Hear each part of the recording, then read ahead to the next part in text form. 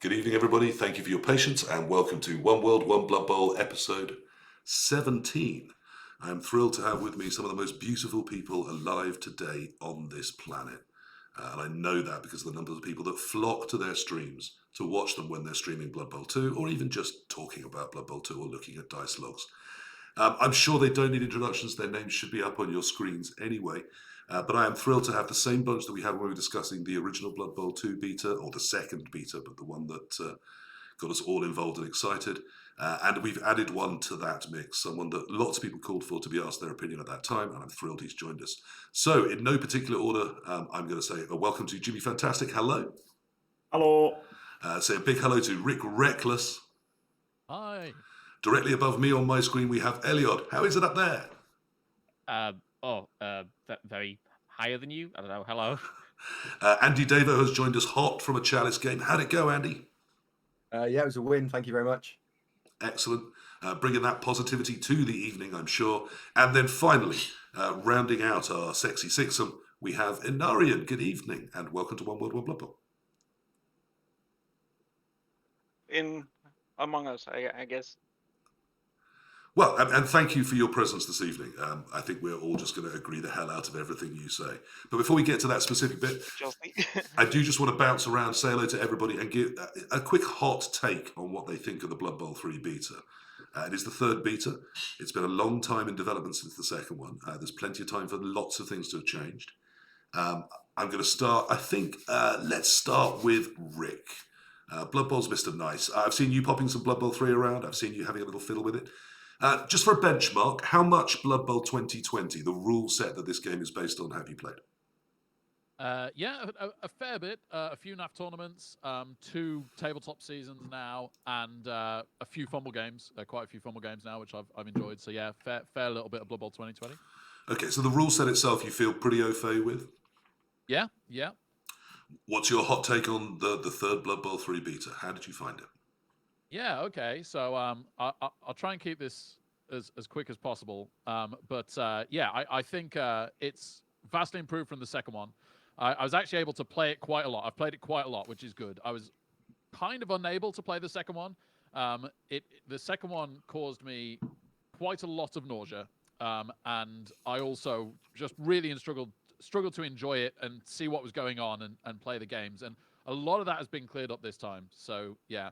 I can go into a bit more detail. No, enough for a hot literally take? Just looking for a hot take for where you're at with knowing the rules. Go. Yeah, big improvement. Still got a way to go, and I'll get more into that later. But yeah, big improvement. Okay, I think we'll probably balance that by turning to the angel on my other shoulder, Mr. Fantastic himself. Jimmy, what did you make of the Blood Bowl 3 third beta this time around? How much 2020 have you played or are aware of? I haven't played any Blood Bowl 2020, but I have read the rules, so that means I pretty much know everything. Sure. And probably more than most people who played 20s games or something. Yeah, I mean, you feel comfortable with it in your awareness with what it's supposed to be. Yeah, cool. I know everything. I called it all from the start and I was right about everything, so yeah, that's good. And the Blood Bowl 3 beta, have you had a fiddle with that? A little bit, a tiny bit. I tried to play a game and I was sniped by Moradam on the Nurgle pitch. And it was horrendous. The pitch is super detailed. The models are super detailed, and just everything's horrendous and just doesn't work. So it hurt my eyes, and I quit. And then I got some money to play a second game, so I played a second game, and then that was rough, and I had to just cover my eyes during my opponent's turn. The controls are horrible, and the gameplay is it's just I can't think about the game. The turn time limit, because of the controls, the turn time limit is too short, so I didn't get to think about Blood Bowl or anything. I was just battling versus the controls for the 2 minutes. Were you on a different pitch with the second game? Oh, I can't remember what the pitch was, but I was definitely. It still hurt my eyes. I mean, coming in on just on one point with that, I have found. I mean, I've been playing Blood Bowl online in one format or another, and I've even tried the horrible play by email client for about 19 years, and I'm still struggling to get my turns done in 2 minutes with an interface I now think I'm reasonably comfortable with.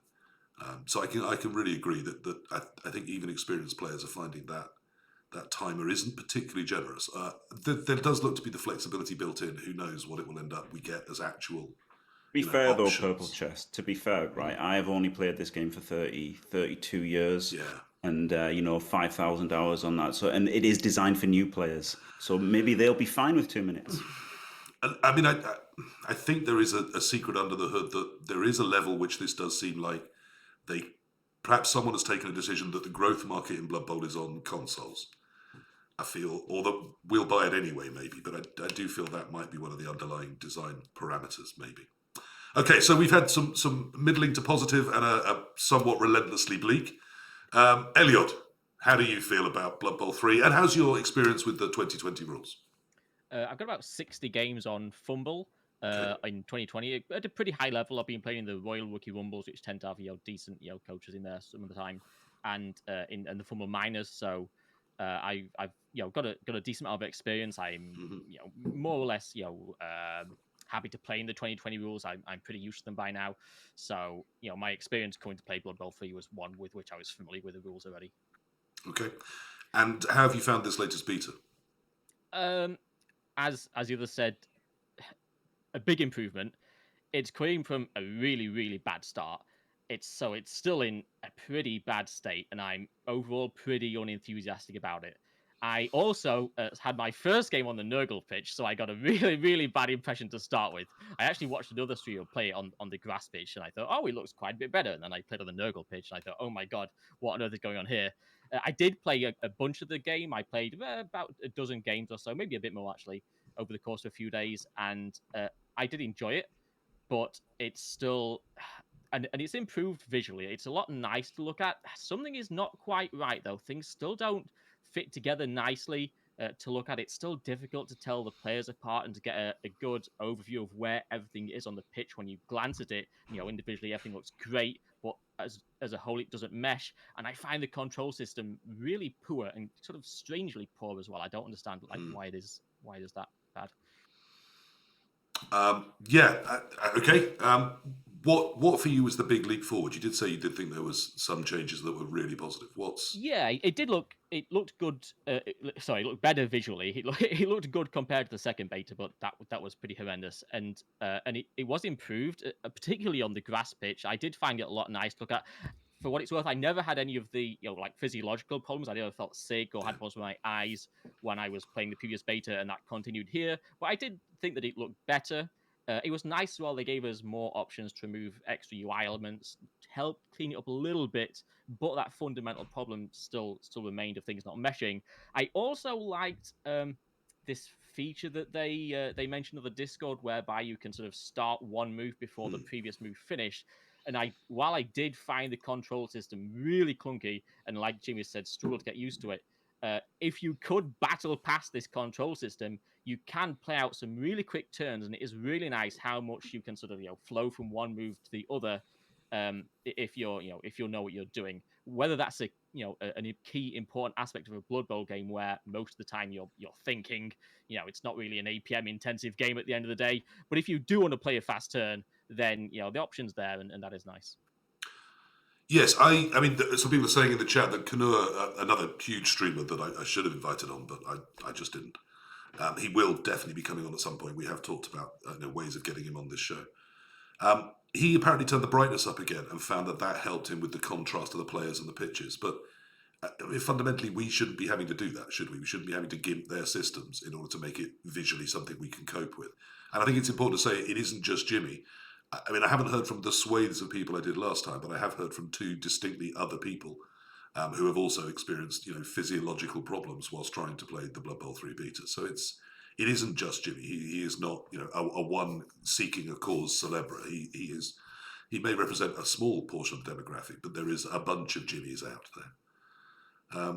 Okay, I think that's reasonably balanced. Andy, now you must know some 2020. You've been on the tabletops. I've seen you places.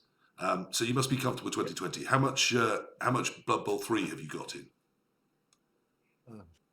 I mean that sound effect kind of, I think, is my mindset. I have played the beta a little bit. I logged into it today because I knew we were coming on here, and I actually have gone off and made a page of notes.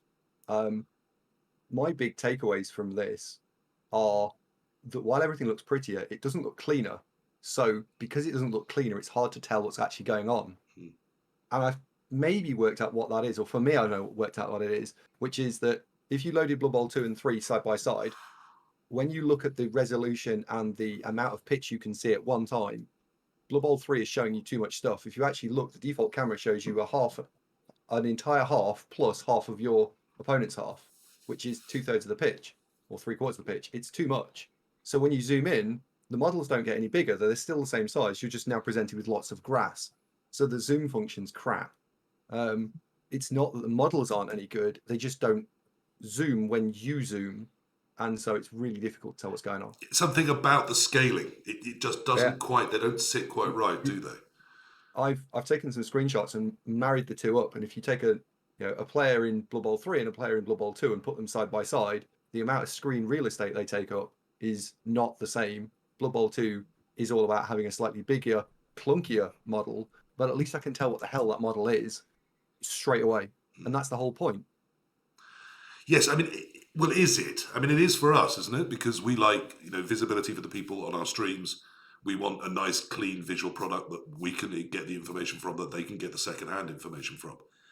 Does the player at home, or do they just want something really pretty that looks like the models that they paint? I'll leave us all to ponder that one, because I just want to get the hot take from Enarion, and then I want to bring us all in on this sort of stuff. Enarion, what's your experience of the Blood Bowl 2020 rule set?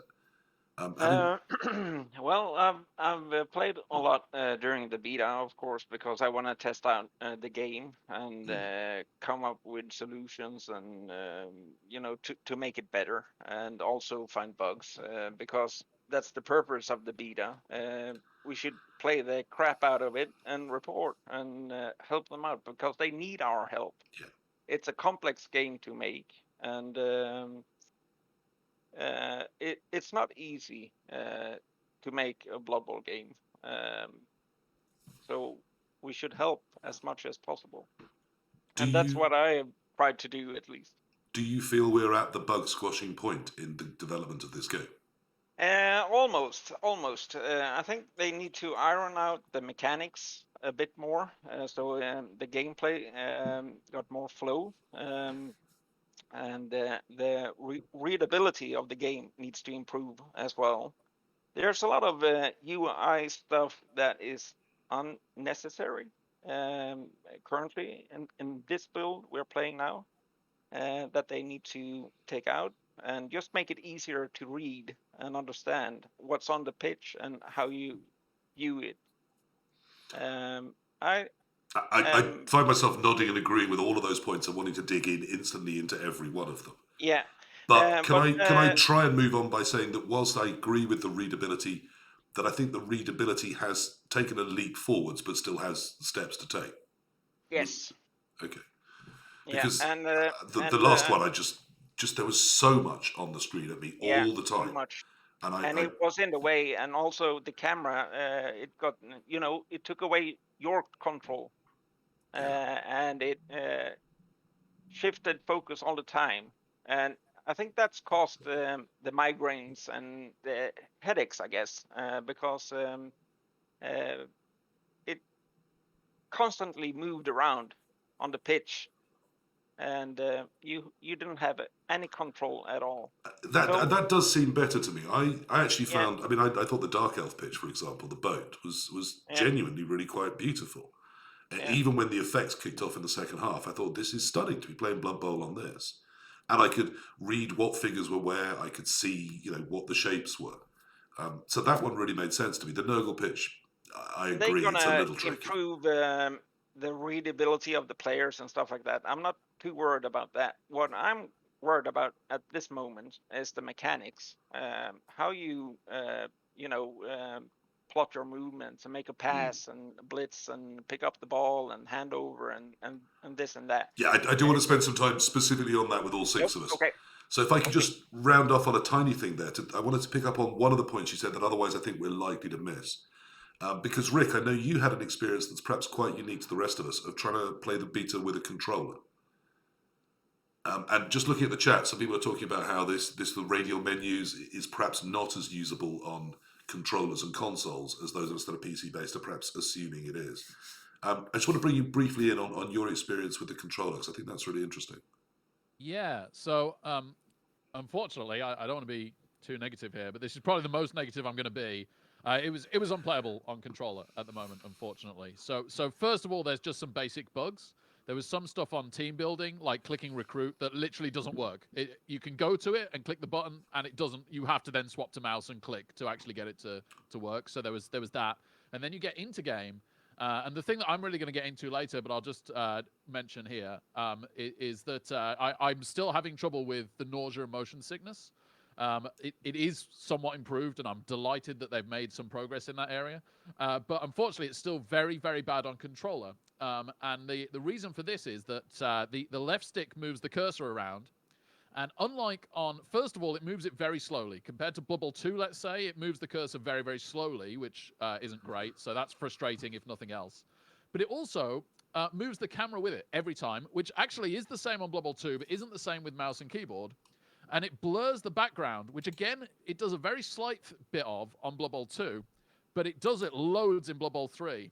And so you've got this weird slow motion cursor moving up the screen, the entire background blurring violently, and the nausea was just boom. And the entire loads of my chat straight away, like a huge percentage of my chat was like, I can't watch this. This is making me feel sick or giving me headaches. And then I've had to swap, despite my RSI, to mouse and keyboard for the rest of my playing. And loads of my chat then didn't get nausea or headaches, and those of us that still did, it was drastically reduced because the camera hardly moves. You don't have to move the camera much with the keyboard. You can stay mostly where you are and just move the cursor. Yeah. And when you do move the camera, it's slight and it's quick on keyboard. So unfortunately, I tried with controller. It wasn't good.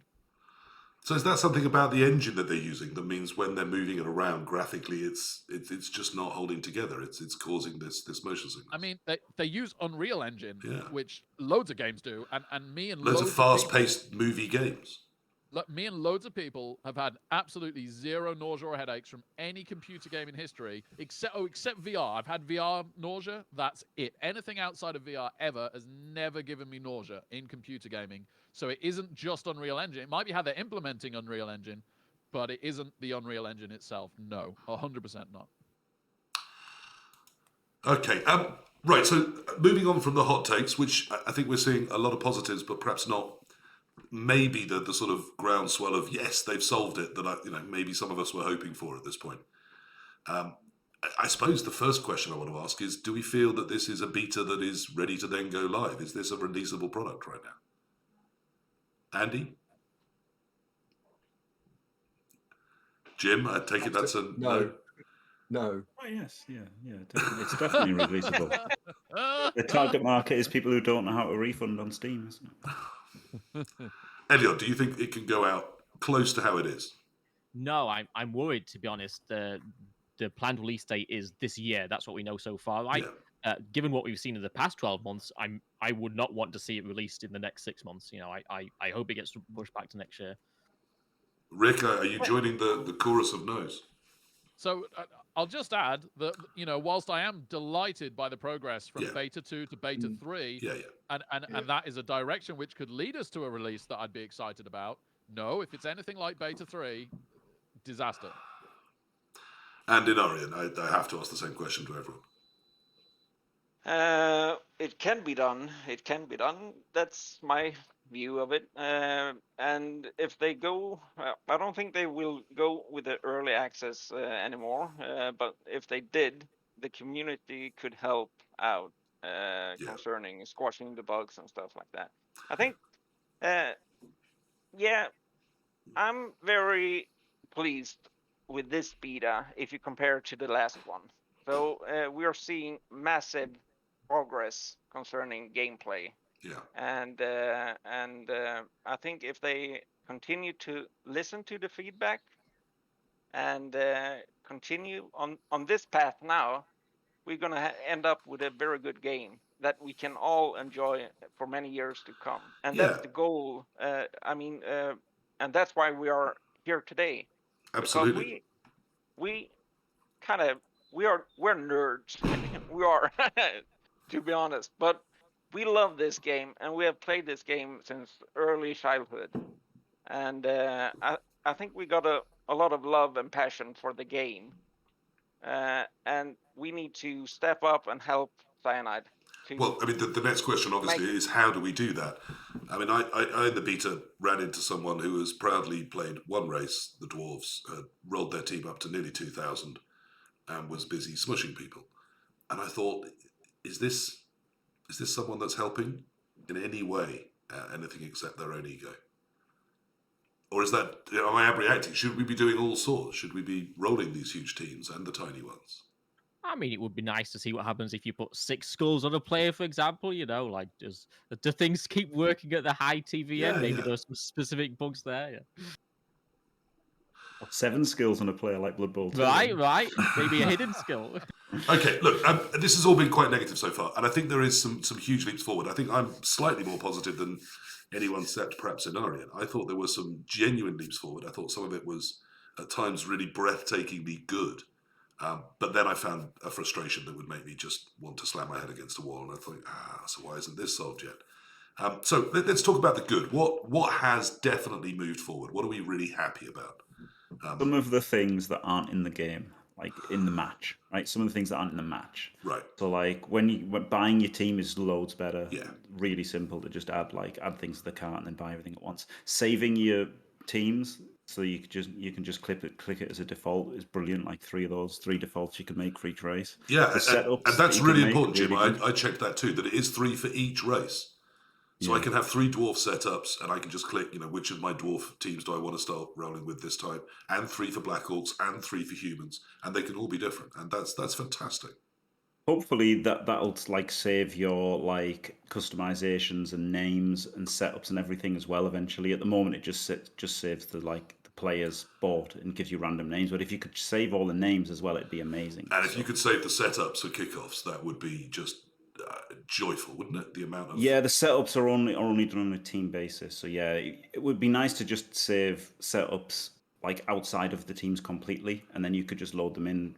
Stuff like that. Somehow that would be good. But even on a team by team thing, it's still really good. Yeah, it's still great that you can put those setups. You can play around with them on a nice little chalkboard, and then know when you hit the game, you just press one button, and your people are in those places. I thought that was great. And as I said, the ability to save 3 rosters, and I think you're right. That whole purchasing front end is fantastic. Andy, we'll get you in early this time. What did you like? What's been the big hooray? I think the 2 other ones, the color editor. So now back to Blood Bowl 1. If I'm playing against one of you guys and you're playing in blue and I'm playing in blue, we should one of us be able to go and edit that now, so one of us can play in red. That looks like that's not just at team creation, which is good. And I also like the fact that you can now go and build a team and then jump straight into play in a league rather than even have to come out of it. So new players will not get lost on the way to matchmaking, hopefully. Yeah, I confess I did once or twice, but that's because I'm old and stupid. I suspect if you get used to it, that the front end is actually working much better than I realised. I was perhaps looking for something more complex than it was. Rick, you're Mr. Positive. You are Blood Bowl's Mr. Nice. What was the nicest thing for you in the Blood Bowl 3 new beta? Yeah, so the reasons why I found this so much more enjoyable to play than the previous one, I could turn animations off. Even better than that would be if they, and when they do, I know they're going to put them to armor breaks only, but having animations every single block was just like, way too much on the first one. The really, really big one was that they've set it to, so you can now set it to skills developed only, which took away loads of the clutter and confusion, especially when you get used to new skills, and you can set them to category only colors, which again made them so much clearer. I basically had to play beta 2 not knowing what development skills were on. I just gave up. I just had to just guess and just be like, you know what, I'll just pretend everybody's rookie. And this time I was actually playing Blood Bowl, and there was a little bit more clutter clear up here and there, and it just, it meant that I could actually work out what was going on and play the actual game, and that was way better, and I genuinely enjoyed getting to play some Blood Bowl 2020 in a Cyanide game as a result of those. I mean, there's a huge amount of customization that they've built in, isn't there, in terms of what we're seeing and what we're looking at and what we take away. I mean, some of that clutter on the screen, once we understand what keys they are, we can press a button and they're gone forever. So maybe I don't know. I mean, I quite liked that. I did notice that one of the cyanide people said that, do you know there's now only 2 skills that have 2 colours? Do you know what they are? And I said, no, I have absolutely no idea. I instantly turned it to 1 colour per skill category. And then I thought about it and thought, I'm not sure I've seen anyone on stream that hasn't turned that option on. Because why learn a bolted on system on top of a system that we already know? That seems like work I don't need to do. Elyod, what was your happy place with the Blood Bowl 3 beta? What are you saying a big thank you for? Well, so one thing, G mentioned the out-of-game stuff. It's interesting to note that that's actually not just improved from Beta 2, but it's actually an improvement over Blood Bowl 2, which is really cool. And something else along that line was, because I think the in-game stuff is, that is nice stuff, but I think the in-game stuff is by far more important, as I think people Yes. agree with. And the one thing I thought that was nice, and that is also an upgrade over Blood Bowl 2, again, is the speed by which you can play things. If you get to grips with the control system, it's a difficult point to make because the control system is like one of the worst parts of the game for me. But if you can deal with it, then it is nice to be able to play these flowing turns. And sometimes it doesn't seem to quite work perfectly. Maybe there's still some issues trying out, but you can kind of see what's going on there. And it's nice to be able to play your turns real quickly, and you can get the games done pretty quickly if you want to. I find that was particularly true. I loved that smoothness and that ability to start actions, queue actions, and then just see it all unfold. Which Blood Bowl 2 doesn't have so much. No. There's an enforced delay between moving your players in Blood Bowl 2, which doesn't have in Blood Bowl 3. Never felt that way coaching the Black Orcs or the Dwarves because of constantly taking block decisions and follow-up decisions. But with Pro Elves, I found sometimes I was putting 4 or 5 moves in and then just watching the team flow around the pitch. And that was genuinely quite enjoyable to do. Again, once I got the hang of the 18 different things I have to click in what order. But more on that when we come specifically to that. Enarion, what was your happy place? I mean, you seem, as like me, very positive about where we've come and where we might be going. What was the big thing for you that made you think, yeah, this is a step in the right way? Well, if you remember how it was during Beta 2, we didn't have block dice in 3D that were clickable. You didn't select the choice of a block action on the 3D dice. We had it in 2D, and we had a big wheel that covered almost the entire screen. Yeah. And it covered tackle zones. It covered the pieces, and yeah, it was unreadable. Now, at least during the Beta 3, you can actually read the board. You can read the action somewhat. The wheel is still in the way, but it's smaller, and the block dice is in 3D. You also roll the D6 in 3D as well in the wheel. Not for pass though. So there's some stuff they haven't done yet, but they're getting there, I guess. So that's the big change, and with that, the camera movements. Yeah. So it's the block dice and the camera that's the big thing during this beta, at least, and that's why people are not sick anymore playing. Yes, I mean, for me, I felt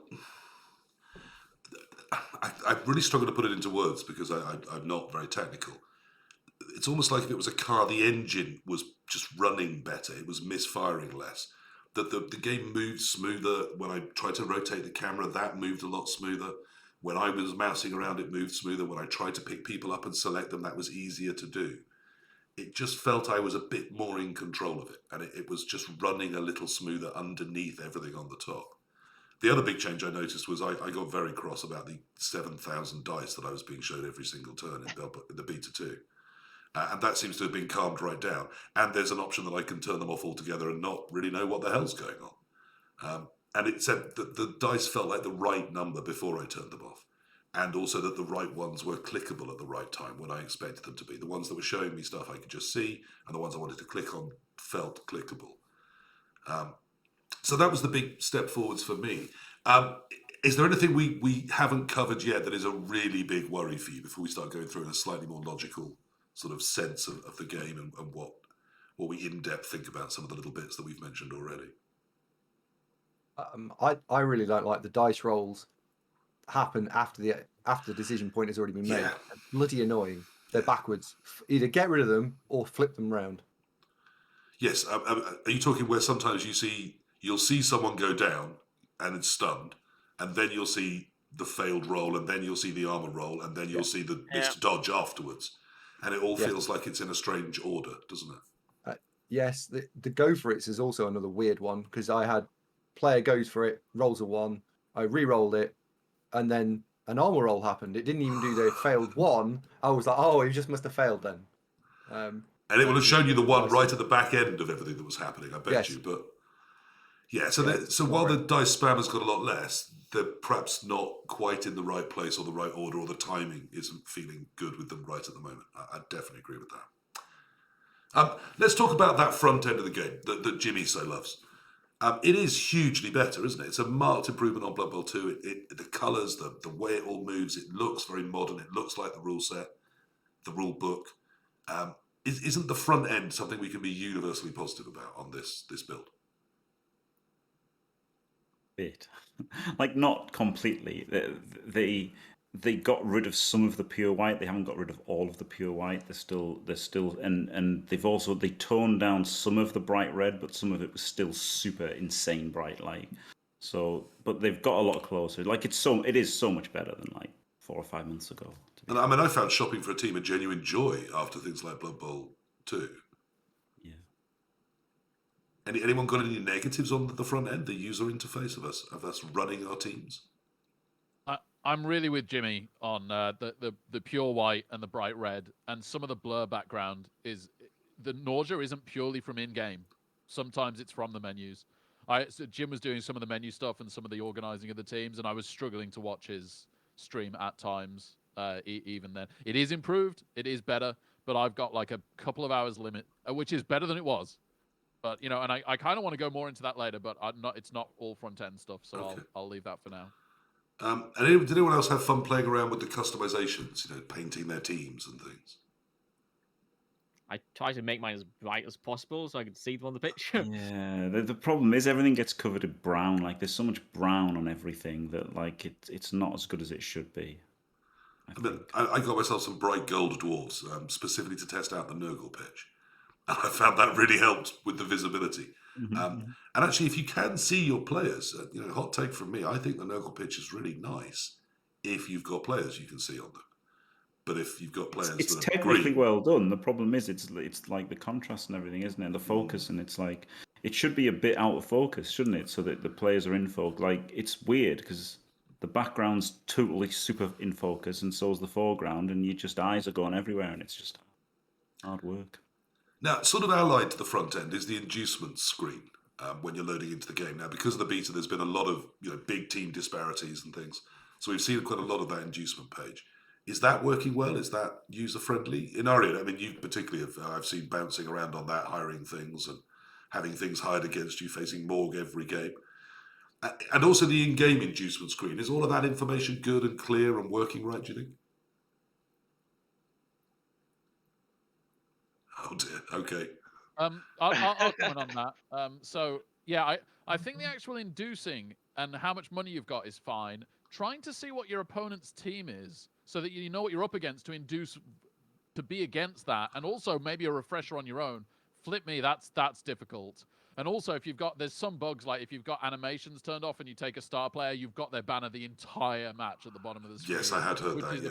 A little bit of a pain, unfortunately. And I don't think they've implemented the special rules yet, which you understand and stuff. And obviously, a lot of the stuff isn't there. But yeah, the basics of, I know how much money I've got and I want to take a bribe or something, that's fine. Yeah. And when you buy something, the money moves around in a way that makes sense as to what's left and what you're spending, which I didn't find in beta 2. So I thought that was pretty good. But they do actually. There wasn't any way to look at your opponent's team before. Right now, you can actually. There's a little. You can like look at your opponent's team physically on the pitch, right? That's lining up. Yeah. I mean, did you not like that, Alec? I found it okay. I don't know. Really, because then you're frantically mousing over each one, trying to see what they've got. Yeah. Remember, okay, so there's 2 mighty blow. There's 3 with guard. Oh, that one's got tackle, has he? Or what's that skill? You can turn the skills on though, right? In that area of the game, you need to remember what the hotkeys are to turn the skills on, but you can turn the skills on and see them all. I don't like it as much as the Blood Bowl 2 version with the You list. gotta press. Inarion, let's bring Enarion in. He's not a native speaker. We need to give him space and time. Enarion. You gotta press Y 3 times and H twice, I think. Yeah, something like that. Yeah. Okay, so you need to So you- remember a specific cheat code. It's very Nintendo. Yeah. Well, but since I played it quite a lot, I got used to it. Yeah. Shouldn't there be? I mean, is that the thing that's missing? Because I quite liked the inducement page. Again, I thought it was quite clear, quite obvious what the information was and what you were buying. But I did want to look at my team and the opponent's team. Shouldn't there just be a We team need sheet? a team. Yeah, exactly. That's what we need, and we need also to be able to see what TV as well. Currently, when you enter the match, it displays the TV on a splash screen very quickly. It's like 2 seconds, and then it goes to dedicated fans, and it displays that screen a bit longer, and then it goes to the inducement phase, and there you don't have the TV, you don't have the dedicated fans, and all that stuff that needs. It's important to know, because if I'm gonna hire some extra babes or something, I want to know if he got the roster. I want to know his info, and we can't get all that info straight away. And we don't get how many team rerolls he has, the opponent, and all that stuff is important if you're gonna play it in a tournament or whatever. And it's missing. So we can only view the team now, and that's great, because earlier in beta 2 we couldn't. And so it's going slowly forward. We will see how it ends. Yes, but okay. So a nice screen, but there's clearly information missing. But I wouldn't have thought putting in a link to look at the opponent's roster and your roster was that tricky. So that should be a solvable one. Okay, so the front end I like, and lots of positives, some things missing, some things that do need adjusting. And then we load into the game. Now, no one can dislike the beautiful stadia, surely. It's a step forwards from Blood Bowl 2. They look quite good now, don't they, the stadiums?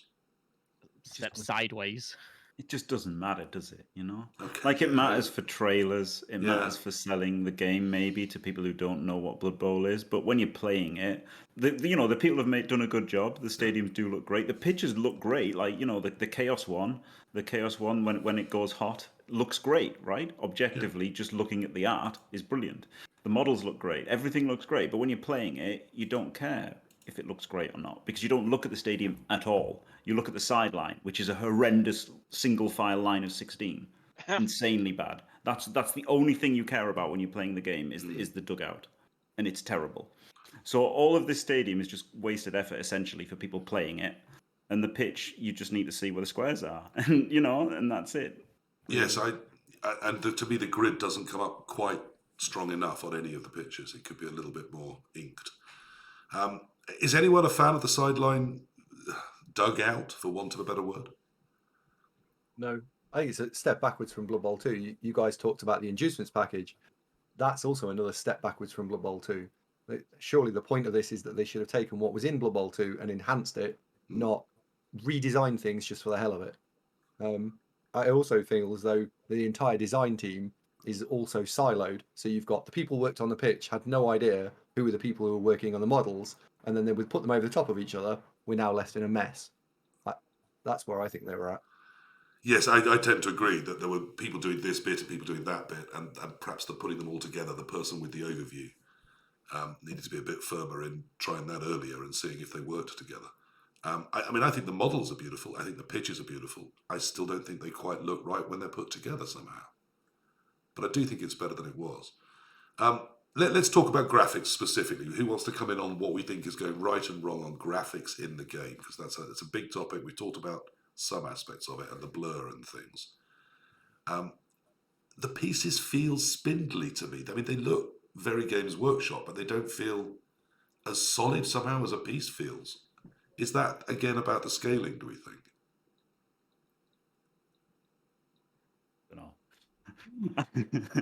I don't know. I did know something. Skuro told me some things, technically, because he's a photographer and stuff, and he did tell me some of the actual technical problems with the graphics, but I can't remember. So So never mind. I've asked him. He might get back to us before it ends. Possible issue with that weirdly is the similar thing to the argument, even though it sounds like a completely different topic. It's similar to the whole should we have to declare pass and handoff thing. Is what works in tabletop, how we consume things as human beings in real life, real person, and then watching a 3D game on a screen is actually very, very different, because just by the nature of being human, right? So what works as physical Games Workshop models on a board when we're looking at them doesn't necessarily translate very, very well onto a Blood Bowl pitch. And my example with the passing and handing off is that on tabletop, anyone that's played tabletop will tell you that, well, for starters, one of the rules suggested in the rules is that you allow people to take stuff back until there's been a dice roll. So if I move a guy a couple of squares and go, oh, sorry, I meant to make that my blitz, every opponent I've ever played would be like, yeah, no problem. You haven't done anything. Like, it's fine. You haven't done anything. The computer is 100% cold and unforgiving, right? So the amount of times in this beta, which is partly my fault and because I'm not used to it, is that I've moved a player that I meant to declare pass and then I can't make my pass is unbelievable. And on tabletop, again, I'm used to 2020. I'm used to tabletop.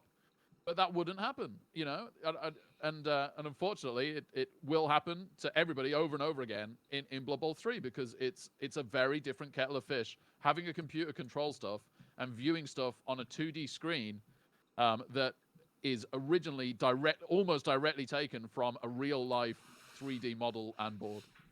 And do you feel some of that is a crossover though of the Blood Bowl 2020 rules, where there is more declaring required? Or well, hilariously, the declarations that matter that they've changed in Blood Bowl 2020 aren't in Blood Bowl 3, which is the declaration of the target of the blitz. It's not implemented. So just not ridiculous. Yet. Not yet, but it's still the only thing. It's still the only thing that's necessary, right? The rest of the declarations are because you're playing a board game with somebody and you're not only just move players around for no reason and then like, what's going on? I've just rolled a dice, right? You say I'm going to pass so that you know why you're rolling the dice that you roll. That's why you're declaring the actions in tabletop. And there's no need for that in a game. Yeah, I mean, I tend to agree. I've always thought of the Blood Bowl computer games as a computer game version of Blood Bowl. And perhaps Blood Bowl 3, I mean, maybe it's contractual. Perhaps they're sticking a little too near the rules at times and trying to really put that board game experience onto the game, which at times does feel just clunky, doesn't it? Enarion, you seem to think this is time for it to come, though.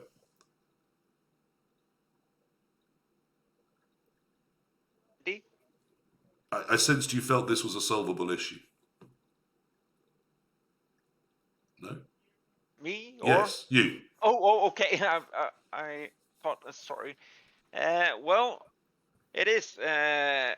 You can solve it if you get feedback straight away if you declare, which we currently are not getting. If we declare by pressing Q on the keyboard, there should be a flash above the player straight away, so we see it's indicating, okay, I declared a blitz action. Now I need to declare the target. So in that sequence, you need to press, or you can just do as you do in Blood Bowl 2. You just plot out a movement and blitz the guy. That's fine. But in some rare cases, you need to declare a target that is out of range for savagery. That should be possible as well. And also declaring the pass action, I think they're aiming for, which is going to be much nicer in Blood Bowl 3 than in Blood Bowl 2. You can actually plot out the entire movement, pick up the ball, and pass straight away to a target. So you don't have to move the player, pick up the ball, then move the player again, and then measure to the player you want to pass to. So you have a sequence there that's going to be streamlined. Hopefully, if they get there, we will see. But I think it can work in Blood Bowl 3, and I hope so. With declaring. How much of, I mean, there is some resistance to Blood Bowl 3, I'm sensing from all of us, let alone from other people I've talked to about it. How much of that do we think is from the Blood Bowl 2020 rules, which are quite different? They are at times asking different things from us. No, all I think shakes that's of the heads. completely unrelated to Blood Bowl 3, yeah. Like, I think people have misgivings about various aspects of Blood Bowl 2020 rules, but, like, that's fine, right? Like, no one's, like, up in arms about it. Like, do you know what I mean? Sure, lots of things are maybe people aren't that happy about, but, you know, no one really cares that much. Everyone's happy to be Blood Bowl 3 to be completely Blood Bowl 2020, aren't they? You know, I think. Okay, well, I'm going to drop some good news in now because Cyanide dropped in one of my streams earlier, and they showed me some nice things. So we've been talking a little bit about the graphics, and one of the things that has been bugging me is my eyes are not what they were, and the white dice I sometimes find very hard to see what I've rolled on them, particularly the block dice. And Cyanide, we had one of the lead developers in, and he was kind enough to share this image with me. Brilliant. That hasn't worked at all. How's It's an that? improvement. No.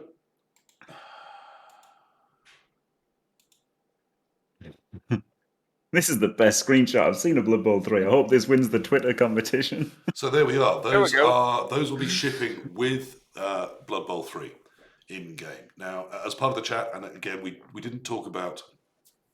He specifically didn't want to talk about monetizing in Blood Bowl. But what he did say is that this will be free. He wouldn't tell me that all dice would be, and that it will be one of several sets of dice shipped free with the game. So it won't just be the white ones. We will have hopefully a choice of different block dice that we can select to use. He also released me these, which are the new status markers. So I'm not a fan of some of the indicators that we currently have on screen as to who is experiencing what. Whether someone is stunned or whether they are KO'd or whether they are injured, I don't think is particularly clear. These look to me much, much better.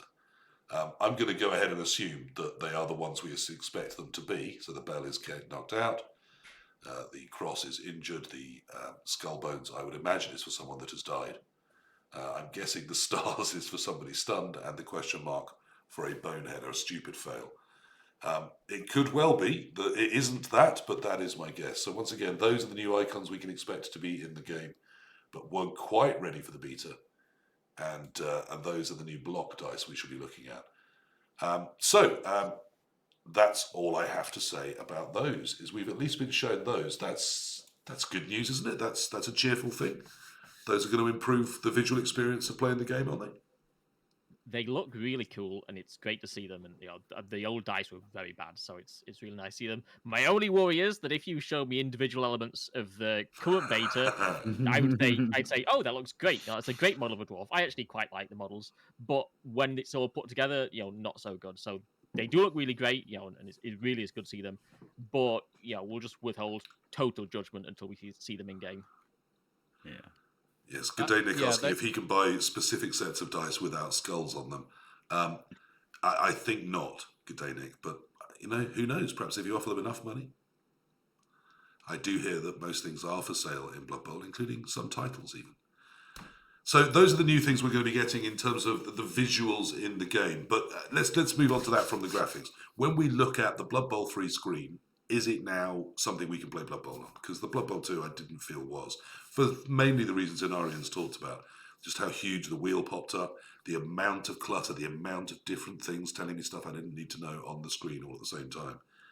This is certainly clearer, isn't it? But is it now a screen you can look at and play Blood Bowl with? Assuming that it's not making you physically sick to look at with respect to Jimmy. Andy, did you feel the screen was better? Was it allowing you in to play Blood Bowl? It is, but every time I've gone to talk about it in my stream, the stream haven't particularly said, "Oh, can you go and play it?" It's not. I haven't streamed this beta or the last one, and I don't particularly want to. I'm not excited to play it. I don't want to play it. I want them to fix it, and then I'll get excited about it. Okay, Elyod, how are you finding the screen? I mean, famously, when playing Fumble, you've moved things around so that when you stream it, it looks as you want to look. Yeah, I mean, it looks to my chat how hopefully they want it to look. I'm completely fine playing Fumble, on Fumble's client. A lot of people, seem Sure. to not be particularly a fan of the retro graphics and stuff, but I think they're great. So what about Blood Bowl 3? You can customize that to your heart's content. Is it better? Does it look nice on the screen in front of your eyes? No. Yes and no. Yes, it's better. No, it doesn't look nice. I lack the technical ability to describe it, ultimately, but there's something there that doesn't look great. I actually I booted Blood Bowl 1 a couple of days ago, which I haven't played in absolutely ages, and I was looking at the making actions with your players in Blood Bowl 1, but what I actually noticed was that while the graphics are horrible, it's you could tell the players apart from the pitch very easily, and it's kind of easier to see the state of the pitch than it is in Blood Bowl 3 even. There's something there, I don't know what it is, a few theories going around, but there's something there that just doesn't quite work for me overall, and there's something about the look that's really off and makes it difficult. It's playable, for sure. I played loads of games. You can play games with it, but I'm not enthusiastic about doing it. There's things I like about it. Let's bring Rick in. How do you look at the screen in front of you for Blood Bowl 3? Is it looking better to you? The information is clearer, and it made it playable to me compared. I really didn't find the second beta playable, so I've been able to play it and enjoy some Blood Bowl 2020 rules as far as information's concerned. My stream chat have kind of split into 3 categories. I sadly was in category 1. I am suffering with nausea, or some people were saying headaches. And I'll loop back around to that in a moment. Category 2 was I don't get nausea or headaches, but there's something, all the screens kind of blending together, and I don't like how it looks, and I wouldn't want to play it because it doesn't look like it's fitting correctly, except on the cutscenes and when you zoom in. But you have to zoom in so much that it's unplayable because you need obviously a zoomed out view to see what's going on in Blood Bowl. And then the third category, the most optimistic category, which still isn't absolutely wonderful, was saying to me, I feel like I could play this game. I don't want to watch anybody stream it. It isn't fun to watch, but I can get the information from it for myself to play. So I'll play it myself, but I'm not going to be watching any streams of it, which is a bit of a shame. So my piece today, really, on looping back around to the nausea and the headaches, is that I've only really ever had nausea and headaches from 2 things as far as technology is concerned. Now, one is VR games, and one is... I'll do the second one first, because the second is I used to adjust the settings on my very old analog television, and if I turn the contrast up too high, I got really bad nausea. So I want a contrast and a gamma bar to adjust in the options is thing number 1. Thing number 2, I had to look up. So I was like, well, what is it that causes nausea or headaches in VR games? And first of all, apparently it affects primarily 25% of people to the degree of nausea or headaches. And what it is, what they advise game makers to do is to reduce the sharpness of a lot of the features in the game, like, let's say, the pitch, which is incredibly detailed and sharp, and to increase the frame rate. So reduce the sharpness and increase the frame rate. So whilst I don't know much about technology at all, that's my research, and that would be my shout out today if Cyanide are listening, is to try that. Reduce the contrast for us, get rid of those pure whites, and reduce the red and reduce the contrast, and please, if you could, reduce the sharpness and increase the frame rate. That's what I've found out is supposed to help with those things. Interesting. And do you think that's across, even the players, or is it mainly just the pitches, so that the background is less sharp?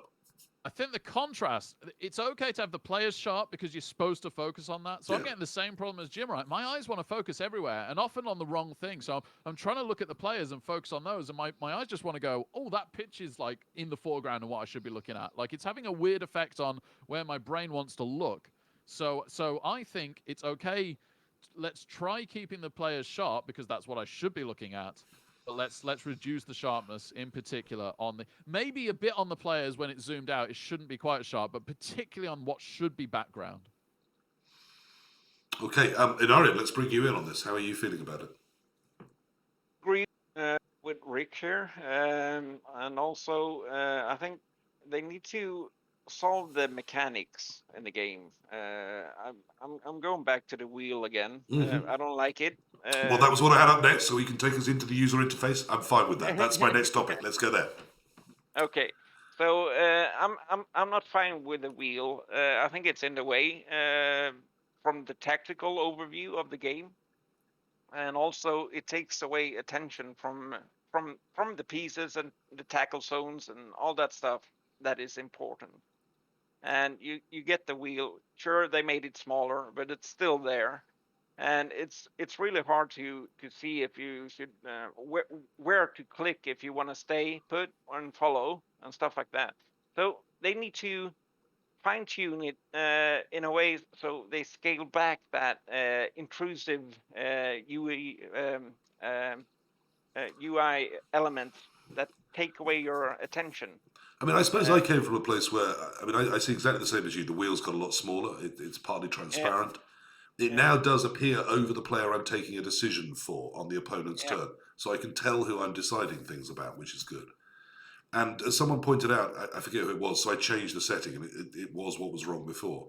It used to be that if you just moved your mouse down, you selected the bottom half of the wheel. And if you moved your mouse up, you selected the top half of the wheel. Now you have to directly click on something on the wheel. And that's made me a lot more certain about what I'm actually choosing to do. So I'm not wasting rerolls by actually clicking, whilst my mouse just happens to be moving down a microfraction. So I thought that was really interesting. But there were other times where, using the brawler skill, the brawler to use it is always on the same place on the wheel when there's 2 dice. And if it's the other dice, sometimes I want to click under that one to re-roll it. Yeah. But the brawler is actually somewhere else on the wheel. I think the brawler icon or ability should be underneath the both down block dice. So you're re-clicking that dice to re-roll it. That would make sense to me. And the game shouldn't re-roll all the dice as it does now. It should just re-roll the both down dice.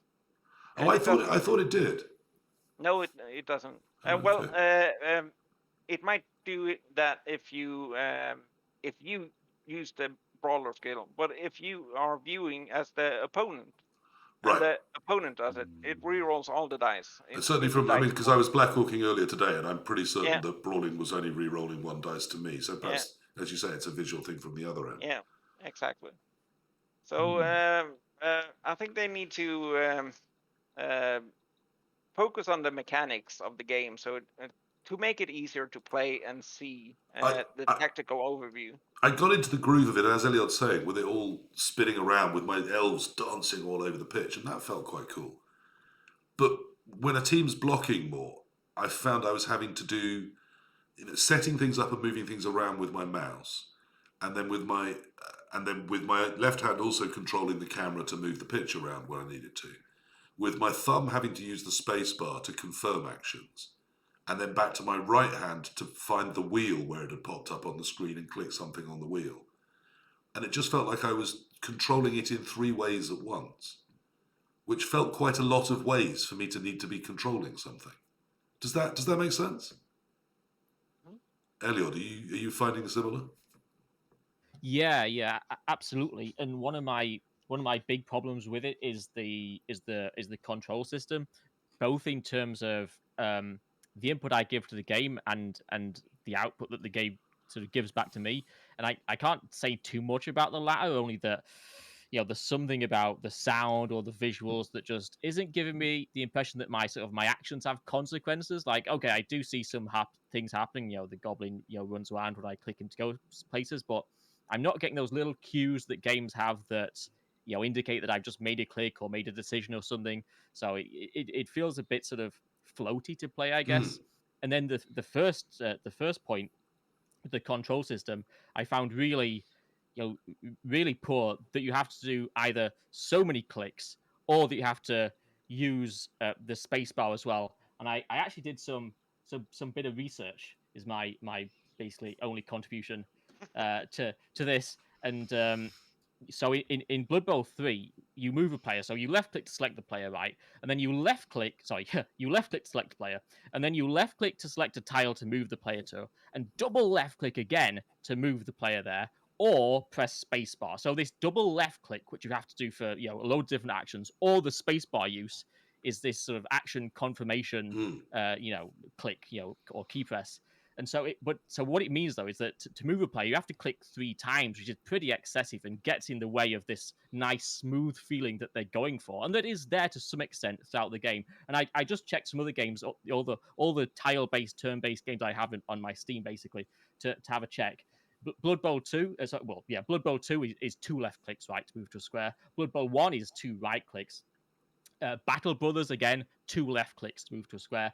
XCOM, just a single right click. And a couple of Warhammer games, a couple of tile-based Warhammer games, Warhammer Age of Sigmar Stormground and Warhammer 40,000 Battle Sector, both just a single right click. once you've selected your player to move them to a square. So the fact that you have to do 3 left clicks, 3 clicks with Blood Bowl 3, or alternate between the mouse and the keyboard, which I found really, really awkward and not helping with the flow of the game, I think is poor. And if the action confirmation process is there to try and remove the incidence of misclicks and this kind of thing, I'm not sure it's really fit for purpose, because all this extra clicking and swapping between mouse and keyboards for me makes it more likely that I'm going to sort of accidentally click something or accidentally press the keyboard when I'm not meaning to. Yeah, I know what you mean. I certainly had that feeling that I felt more confused by all the things I was trying to do at once. But I did misclick a lot less than I did in Blood Bowl 2. But I mean, fair. I found the opposite, to be honest. I do misclick a fair amount in Blood Bowl 2, but not a ton, I like to think. I mean, did you though at PC? Did you track how many misclicks per game you no, make? of course I didn't. So there You know me in the spreadsheets. You just felt like it. Yes, I felt like it. I think and the thing is, sorry, someone just said that new players will make less misclicks. Will they though, really, right? Because it just becomes automatic, don't it? If you've got to press space after every time, you just start pressing space every time. If you've got to triple click, you triple click. Whatever you start doing, you're just going to do it automatically. No one actually looks at all these, are you sure things? You just do it, don't you? Do you know what I mean? When you get used to things. So... Yes, I mean, just in passing, I didn't want to miss a nice point from Ray Tanner that he found finding things on the wheel, particularly playing Nobility and trying to find Fend on it, quite difficult to do. That on some screens and some backgrounds it really disappears. So certainly in terms of the user interface, it's not there, is it? It's not. Is anyone feeling it really was useful and good? The wheel is broken. I think it shouldn't be in the game. But I mean, there are still some things we're going to need to select. So how are we going to do that if it's not on a wheel? It should be tied to the character, the skills, and you can do it in so many different ways other than a frigging wheel. Sorry, but I don't like the wheel. It takes up too much space on the screen, and even though they reduced it a lot, I think they should try something else just to see if it feels right, because it doesn't feel right with the wheel. And I have played a lot of hours during this beta, and I'm still having a hard time getting used to it. So that's my take on it. Yes, I mean, perhaps Hellboy has got a point. He's accusing me of, all of my wins have been down to the fact that I focus on things if I'm new at them, and once I get any good at them, I take them casually. And perhaps it is that with Blood Bowl 3 it's new, so I am focusing more on how I get things done, which is where I was finding this. Because I do think it is slightly more playable, I put more effort into trying to play it, perhaps, and that maybe was rewarded in less misclicks. The user interface, who else wants to talk about this wheel and the clicking on what we're liking and not liking there? Because it's definitely got clearer, hasn't it, and easier, but it's not feeling quite right still. If I can jump in there, Sure. I feel as though the wheel consequence is still not good, as Enarion said, and others people are agreeing with. You need to lay Blood Bowl 2 and Blood Bowl 3 side by side next to one another and go and look at all the design choices. So every time you want to use a reroll, anytime you want to use a skill, in Blood Bowl 2, it quite clearly pops up and says, blah skill is about to activate. Do you want to do X or Y? And it's a really simple yes, no choice. Sometimes it lays them out in the wrong way. So think about hitting a blodge stand firm player. At the moment, it says, do you want to stand firm? Then it says, do you want to use dodge? Then it'll say to your opponent, do you want to use tackle? That's actually ordered quite right. But at least you get one, then the next, then the next. If that same interaction happened in Blood Bowl 3, I can't imagine the car crash that the wheel is. Yeah, Gautier, you're in the channel. Please, can you take the wheel out and just put back in Blood Bowl 2 as it was? It worked fine. You didn't need to reinvent the wheel. Just put it back as it was. Thank you. Okay, I mean, it's a design choice, isn't it? But I don't think it's one any of us are particularly celebrating or thinking is a positive to the game. But I suspect it is staying. At least it is a lot more usable than it was. I think that's a definite thing. It's a definite improvement. I doubt we're going to get Gautier commenting in my chat this evening, even if he's there live. But it's very flattering that they've come to listen to what we grumbling old men want to say about the game they are trying to eventually sell to us. Rick? My small addition on the wheel is that the lose-lose with that, sadly, is that in Beta 2, it was too big and oppressive, so it was covering up too much of the screen and we couldn't see what was going on. Yeah. And in beta 3, I can't see it enough, and I can't see what's going on. And I don't think there's a happy medium, which is a shame. If you've got a box that just gives you a yes/no option, that's fine. It doesn't take up too much of the screen. It's clear where it is. It's very clear what it's asking you to do. But a wheel is just the wrong shape. It's just the wrong shape, and so that doesn't work for that reason. So there was loads of times that I was like, I missed options that were on the wheel, and I didn't take them, like Brawler, for example, because it had popped up in some weird spot over some piece, and I was trying to follow where the reel was going around, and I couldn't really see it. I mean, there is still quite a lot of visual clutter, isn't there, which can get in the way of the wheel with players and blood splatters and various other impacts and effects. I mean, I agree. I'm not a fan of the wheel, but I wish we could lose it, but I suspect we never will. In terms of readability of the game, I'm really struggling to understand when re-rolls have been used. Is anyone else feeling that? It's something I know we're not going to go back to the old time rewinds that we had on Blood Bowl 2 because of the constantly moving time. I don't see how that could work. But that meant I absolutely knew when I'd used a reroll, when they'd used a reroll. It was a really clear thing. I just at the times I can't tell. I have to go to the log and go, oh, they re-rolled that. That's how that happened then. So is anyone else finding there's things that they're really not getting the feedback on they want from the game? Yep. Yeah, same here. I think what they are aiming for, though, is that we actually see the dice being re-rolled on the screen. I mean, Right. in 3D. So, but there could be some more indication that the opponent is using a reroll, or that we are using a reroll. Some sound effect, maybe, or some text or whatever. Just a little flashy thing, maybe. Because But I mean, it bugs me as much as the ordering of the dice that Andy was talking about Yeah. earlier, in terms of just the information just doesn't seem to be coming to me as I want No. it to at times. and it's in the wrong order a lot of times. At the moment, it is like that. So I think they will fix it. Yeah. I hope so. It's all part of game development. So, but this beta is actually the beta we should have had from the first time. Yes. Because Yes, I'm just looking at Kaffis' question. Do any of us play Blood Bowl 2 on console? He feels that the wheel is a much more modern design and might be based for console users, not us old PC users. And it might make the design decision comprehensible. I have always said, Kaffis, that I feel the wheel is about marketing it to the Twitch and to the those more console based ways of selling this game. But I had assumed we might get a different interface for us to use on PC, and that at the moment doesn't seem to have happened. People should stop trying to troll the Cyanide people. If they are in the stream, they are never going to respond in an environment like this. They'll have a think about it and put out a response to anything they want to. I doubt we're going to get them talking. Please leave them alone. Is there other things that we're struggling to get the information we need from the game? I've quite enjoyed when I'm offering blocks. I'm not sure the colouring is right, but the little green symbols showing me where assists are coming from, I found that reasonably usable. Yeah, very good for new players.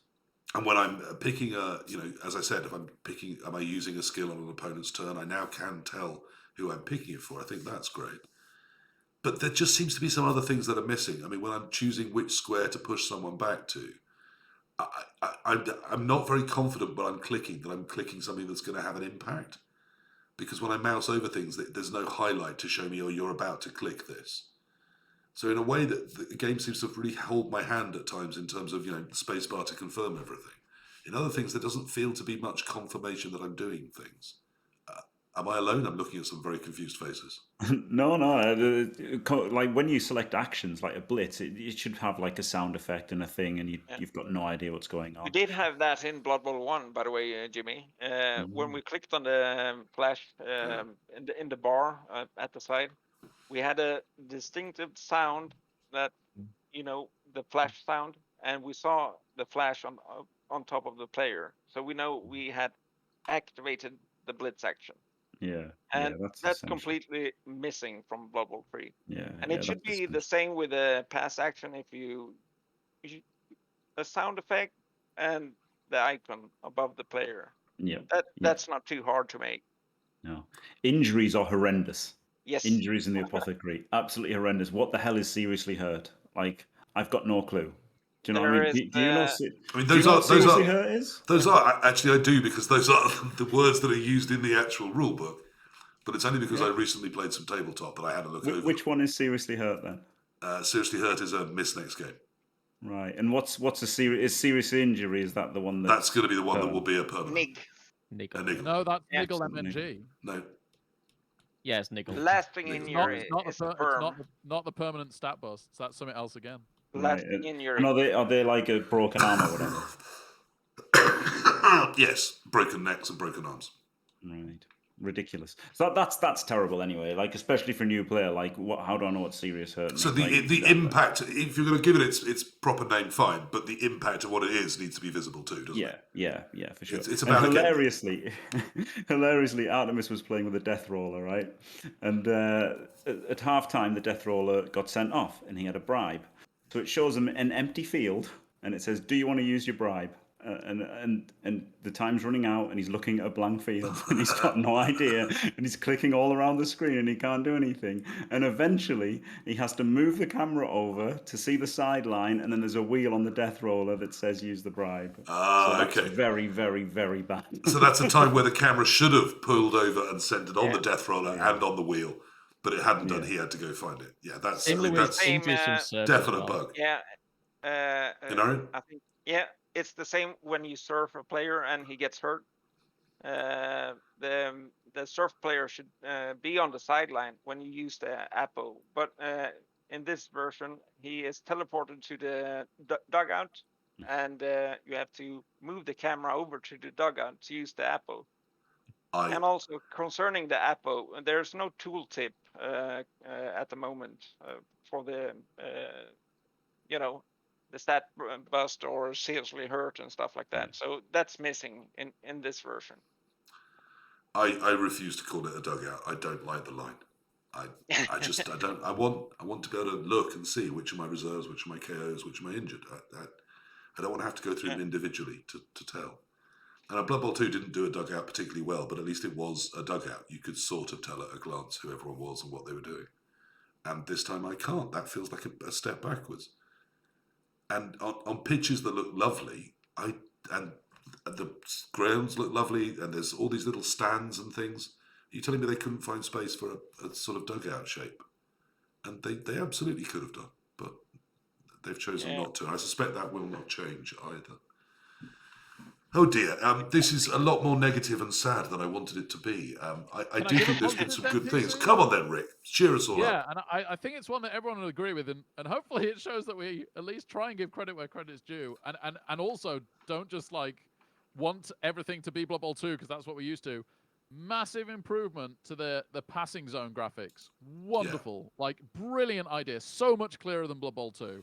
Blood Bowl 2 is a nightmare. I see fairly experienced players still not understanding in Blood Bowl 2 that the little dots around the player will change color if you path it out. And so they're pathing out and trying and cancelling and pathing out and trying. This has these wonderful different colored boxes on every single square that you can pass to, very clearly being like, this is where you can quick pass, this is where you can short pass. It is phenomenal. I wouldn't have thought of it.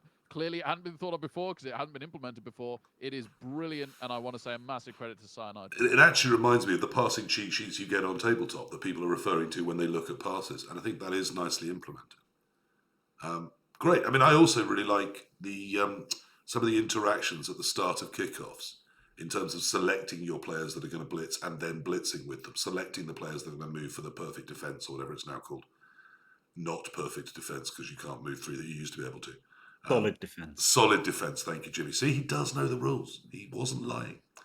Never played the game, but does know the rules. And I quite like the way they've done those interactions. There are some real positives. But it's still... And I mean, does anyone else agree with me that it does feel, sort of the engine running it underneath feels smoother? Yes, indeed. Good. So there are some positives in terms of its technical performance, it's how it looks. I mean, I think the screen that I didn't say one of my piece about it. The screen when you look at it is a lot clearer, a lot cleaner. Some of the information they feel they're giving us is in smaller boxes now. It feels more appropriately sized to a PC screen. Does that make sense? Rather than sort of the jumble of information you get on maybe a handheld phone or device. Well, only to an extent, PC. Sorry, what you're saying about there, because there's this whole thing with VSync and like good graphics cards. Right. Because Artemis has like a ridiculous computer, and VSync is off by default, and that just like gives you unlimited frame rate and stuff. So it was just using like 100% of his graphics card. Right. It was horrendous, and he couldn't stream it, and it was an absolute disaster. So it isn't optimized very well, which No, we know from Blood Bowl 2 can be a thing. Yeah, they got to sort that out, and then also ultra wide screens. It's a bit of a mess with that as well. So there you go. Okay. PurpleChest, can we also just talk about things course they we need to can. put into the game? Yeah, that's what those wanted- are things they need to fix. Yeah. Oh, okay. You're going to bring that in anyway. What that was my next thing is how is it playing Blood Bowl 2020? Is there things that are missing? Are there big bugs, big things that we think, my God, why isn't this here? What is on the list of to-do still that isn't just problems? So yeah, it's pretty much exactly what you wanted to say, I think. Okay. And let's start with Davo, as it seems he has things there he wants to start us with. All right. So think about I think about this game that we all here collectively have been streaming for the best part of the last 5 or 6 years. I think that's built around private leagues and the public matchmaking 7-week cycles. Without those two things, this game would be dead. One of the most important things within the public matchmaking cycle, Jimmy, that was in your stream a couple of days ago, was about Cablevision. If they don't put Cablevision into the game, then streaming replays of things is going to be, well, it's non-existent. You'll kill it off. So we need a public matchmaking system. We need a replay view system, both of which are currently not in the game.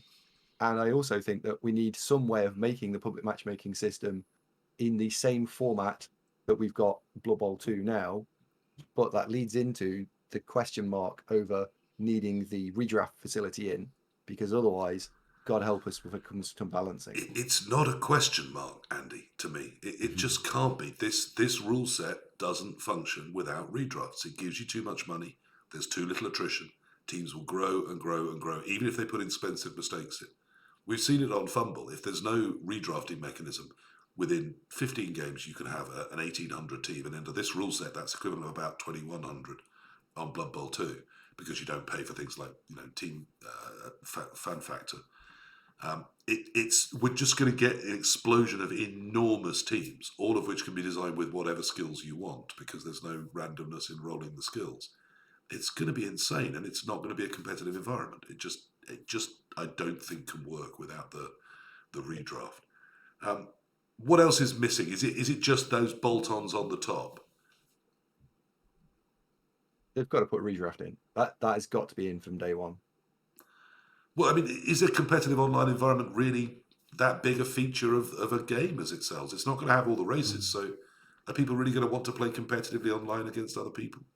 I mean, they did in the beta, so I'm asking the wrong question, aren't I?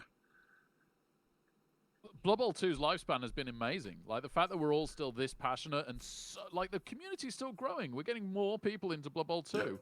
Yeah. It's unbelievable after 7 years. And credit to Cyanide for the game they gave us there, and that's partly why. But it's also the competition that they came up with, and the admins at the time came up with.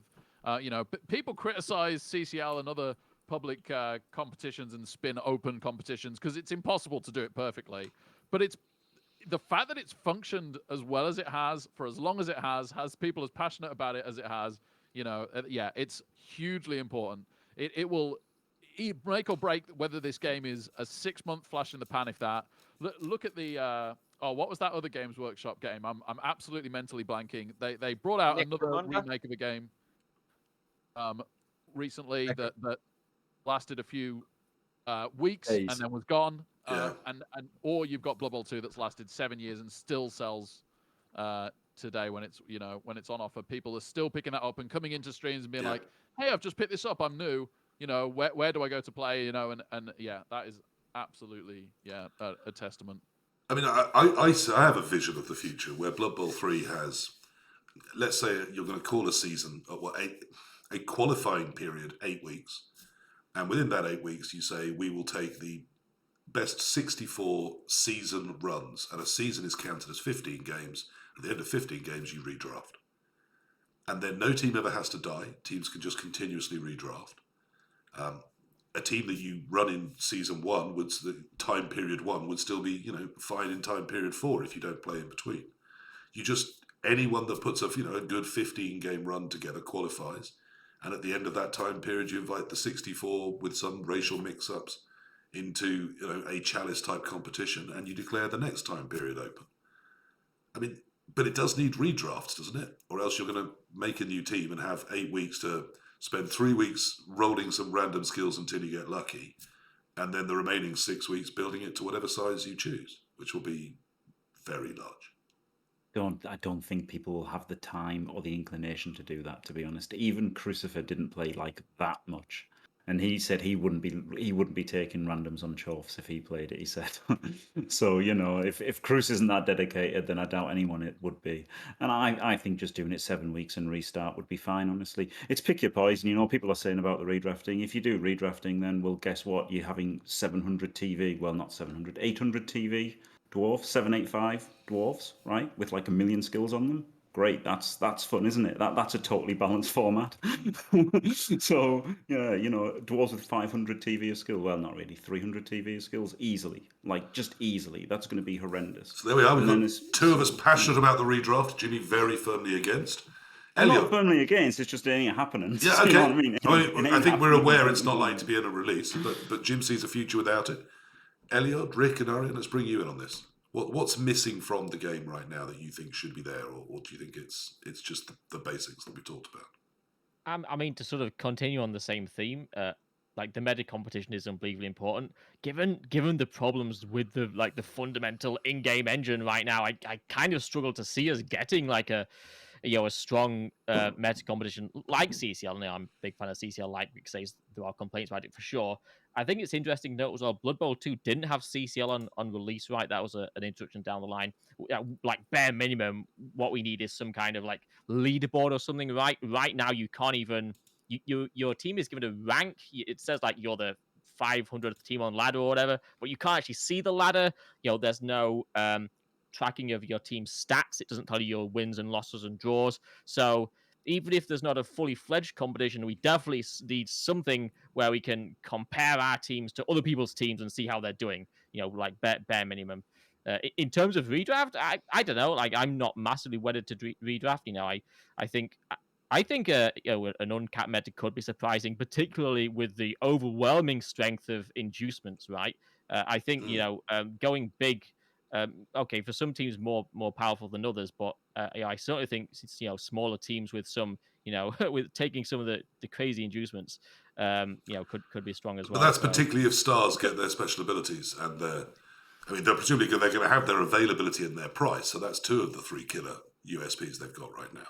And their Mighty Blow +2 and their Dirty Player +2, which is probably bigger than the special abilities, I think. Rick, how are you feeling? Yeah, so okay, so I'll address 2 points. One is redraft, and I'm not married to it either. At least in a CCL format, it might become an issue with Rebel and OCC, right? That are actually permanent. But firstly, teams get big off money, but only to a certain degree. You can buy some rerolls, you can buy all the players you want, but you can't buy skills. Skills take longer to develop. So a 7-week cycle, and also, yes, we've lost Clawpom to a degree, but we've got fouling is now a lot stronger. So players are going to die. And so in a CCL format style, I'm not too worried whether we get redraft or not. That's my opinion on that. I do think it'd be great to have it as an option for other leagues. But what I do want to give Cyanide a heads up on, and this isn't their fault at all, I've got complete sympathy with them. When they were making Blood Bowl 1 and 2, they had the end of a rule set that was very polished and very refined. And so they just had to build the game and go. What they've got now is maybe what could become the best rule set we've ever had, but it's a rough diamond. Yeah. And they've got to be prepared if they want this game to stay relevant at all after 3 months of release to patch it and patch it and patch it, because Games Workshop are going to change stuff. We're already seeing that certain star players were horribly undercosted and breaking the game on all levels on tabletop, and they've had to recost them. And that's going to happen again. We've got whole litanies of frequently asked questions that are having to rebalance the game. And new stuff's going to be released, which is going to be incredibly important to players to care about, like new teams and new rules for teams and new Spike magazines. They have to stick with those for this game to be relevant over any length of time whatsoever. Hand on your and I heart, just Rick. wanna- First of all, there's one thing it just said in chat that I'm not giving Davo a chance to talk on this. I felt he kicked us off with what needs to be in this, but I will cycle back to him and let him have the final word as well. Hand on heart, Rick, do you believe that Blood Bowl 3 is going to have the new Norse in them? Considering they've put incredible work into the Legendary editions, quite a long way down the line of Blood Bowl 1 and Blood Bowl 2, yes, I could see them putting in all the new teams at that point that they release Legendary Edition, which would obviously include the new Norse. I couldn't see it in the near future, and that's understandable. Yeah. I mean, one of the extraordinary things I think about Blood Bowl 2 is how well it's done, considering it was released and then within about 3 or 4 months, Blood Bowl completely changed and a whole new rule set was released. And it was instantly out of date. And no one minded it. It's grown and kept, as you said, kept its user base. And is still adding people, today. I met someone a few days ago that was brand new to Blood Bowl 2. So I really hope Blood Bowl 3 has that forwards ability to absorb, because there are more changes coming. I think we're fairly confident we might see something to do with Amazons. Vampires clearly need a rework. It wouldn't amaze me if that got dealt with at some point. So I would love to think that Blood Bowl 3 is going to end up with the new versions of the Teams of Legend. And perhaps even anything that is added new, able to be added into Blood Bowl 3. And that it isn't just stuck in the swamp of where it was when they made it, and it never moves forward from there. Because there's already, as you said, been changes in star prices and things. And if they don't make it into the game, I think that's going to be a huge worry for me. Enarion, what are you thinking is needed on top of the game that isn't there right now? Well, I'm stuck at the mechanics. If they don't get that right, it's not going to be enjoyable. So we just need to get it playing a good game of Blood Bowl, a game of Blood Bowl that's enjoyable to play. The game flow, the feedback needs to be right, so you can read the game. And also, what seems to be lacking is audio feedback, animation feedback for tackling if you dodge out from a piece and stuff like that. It's just the basic stuff that we have experienced in the previous games. That is, it's not there yet. It made me very sad today. I thought of AndyDavo. I played Igrelius in the Chalice a couple of days ago, and there was a similar situation where he had to dash a skink through multiple tackle zones with tackle. And I was very lucky. On about the second one, he failed, and I was able to recover the ball. But I remembered in a Chalice game, I think it was the last Chalice, the same opponent, Igrelius, had a skink about 9-10 spaces away from the end zone that had to dodge through the entire of Andy's team. And it felt like at times circled around players and dodged again just for the hell of it. And he programmed the whole thing in, and it was an extraordinary number of dice.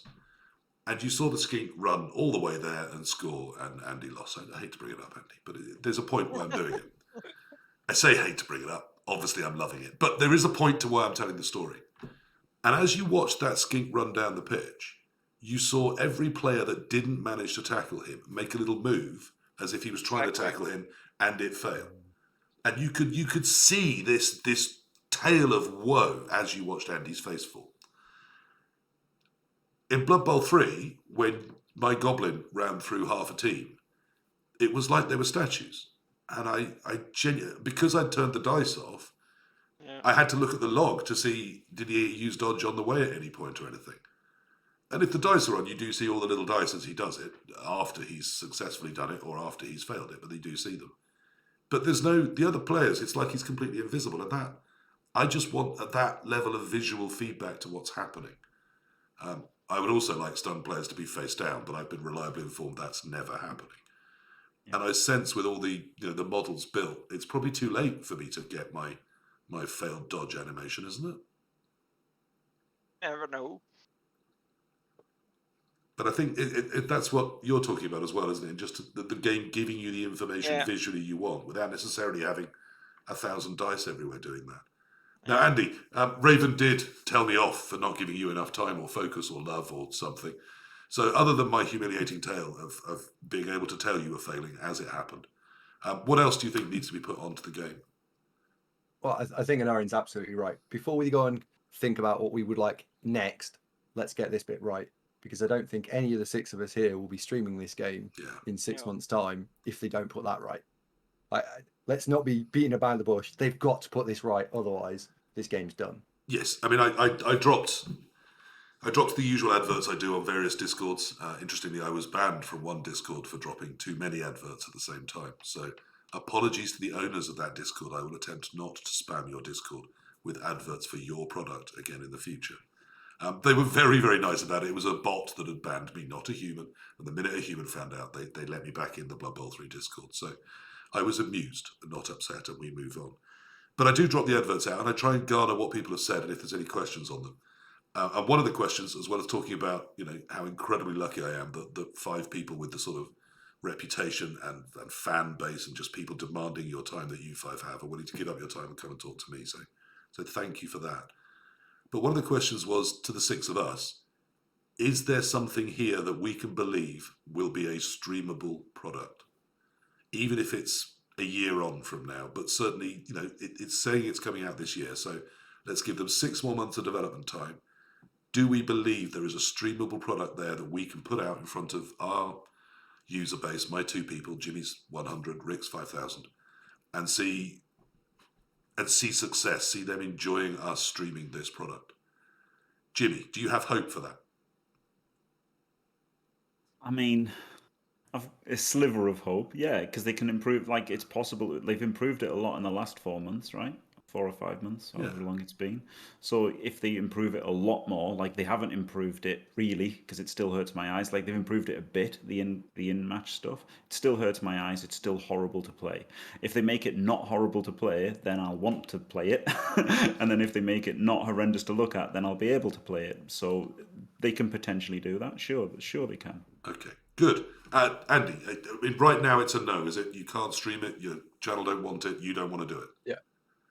I think if they release it in the next 3 months, it's a no. 6 months to 9 months, they might have got it about right. It's a 12-month project for me. Okay. Elyod, are you excited about putting this on your stream? You've done plenty of it. Yeah, I've done a bit. Yeah, I'm not no, and I said at the start I would be really worried about them releasing it in the next 6 months. I mean, who knows? How things work. Probably they do more work closer to the end of the time. Scale and this kind of thing as well. Maybe. So who knows how much they could do in the next 6 months? Maybe they could make it good. But right now it's they may be just scraping towards mediocre. It makes me very. The previous betas made me, horrified. I'm now really unimpressed. It needs a lot of work. Enarion. Well, play it still because I believe it can be fixed. Otherwise, I wouldn't be playing it. The past 2 weeks. I think it can. Well, I don't worry about streaming and stuff like that. I just stream for company, But it looks better if you play it than streaming, or if I go and watch Jamie play it. It doesn't look good on Twitch. That's for sure. But for me as a player playing it myself, it looks all right now. But they need to fix the contrast, the brightness of stuff, and stuff like that. But yeah, so, it's odd. I think I was having the same experience as you. I was enjoying it more playing off stream. Exactly. And not feeling I had to explain and justify and continuously try and show a visual that was actually telling people what was going on. Yeah. But then that probably means I'm keeping quite a bit of the game state in my head rather than solely in terms of what I'm seeing, and not feeling that's translating as well out on the stream. Rick, I mean, last time there was a level of sadness for you, a level of, this could seriously impact my living. How are you feeling about Blood Bowl 3 and your future, mate? Yeah. Again, it could impact my living, and I might have to shift that elsewhere. That's fine. So, firstly, yeah, I'm encouraged by the improvements from Beta 2 to Beta 3. Fantastic. I know that they'll continue to make some improvements to some of the things we talked about today, and some of the things will end up being a bit rough, and I can live with that. It really boils down to just the visuals of the nausea headache issue, which is for some people or what's causing that for some people is just simply making the game not enjoyable to watch and difficult to understand for others. That's really the one key point that I have to have fixed. For my stream, for me to play, for many, many, many of my viewers to play it or watch it. And it is important, obviously, for Cyanide to have streamers play this game and for it to be a good viewable experience for viewers, because it's a huge part of sales and it's a huge part of the lifeblood of the game going forwards and staying going forwards is having these streams. It's how I got into Blood Bowl 2 and why I've enjoyed it so much. It was Jimmy's and Andy's stream and the other streamers before. Yeah. And I know from feedback that I've had, it's a huge part of people coming into the game today. So yeah, if they can resolve how it looks on that zoomed out view, everything else, I know there might be some improvements, and I can live with how everything else ends up. That is the one real key thing. Yeah, I mean, I absolutely agree. I get vocally recognised for my appearances on JimmyFantastic's YouTube. I've literally had people come up to me and say, "Hey, I know you, don't I? You're that bloke I've heard on JimmyFantastic's YouTube." And I think one of the reasons for that is Blood Bowl 2, despite its myriad of faults, it is quite good in that televisual sense. You can get the good information from it. It's a nice, clear screen. You can see the pieces. It's really obvious what's going on. Most of us have the icons at a size where they're fairly readable. Now we have got that option that it's just the ones that are actually, different for those pieces that are there, and you can grab that information very easily. I do think Blood Bowl 3 is getting in the right direction. I found the screen not as cluttered, not as difficult. And I was aware that some of the things, once I've learned what they are, I can turn them off. I don't need all the hotkeys down bottom left once I've remembered the ones I need to press 3 times the H and twice the K, or is it 3 Ys and a Z? And I might have to write, I'm that old, I might have to have a post-it note with that written on so I can just take that off the screen. But there has been huge moves forward. I mean, there is a lot of customization in there. There is a lot of our response, our big problems have been addressed. I do think visually it's less clashing. Not the other chap who was talking to me, but a whole different Cyanide person did come to me at one point and say, we're aware that we've made a load of progress on the visuals, but it's not great. There are still some people that aren't okay with it. The fact that they're now aware of that and they're not surprised by us saying that there's still some people not okay with it, I think that's a step forwards with them understanding where the problems are. I do wish this had been a bigger leap forwards, but it's, to me, I guess I'm more positive than all of you. I do feel there's some real beauty in some parts of this game. There's some bits they're doing better than anything I've seen done in Blood Bowl before. Yeah. In terms of some of the kickoff responses. I don't love the visual style, but at least there's a unity to it throughout the game, and it matches that in the rules book, and I think that's quite important. They're running a Twitter competition at the moment. Any of you out there that want to win a free Blood Bowl 3 key, they're running a Twitter competition for the best screenshot from the beta. If you've still got maybe seconds to grab that. And there was one very excited looking guy holding up his physical model of a Blood Bowl ogre. And behind it was a screenshot that he'd made in Blood Bowl 3 of an ogre.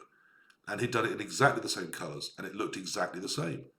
And I thought that guy's excited by that, by the fact that he can buy a computer game now where he can get the hobby that he's spent hours painting, and he can build that in a computer game and play it against somebody else.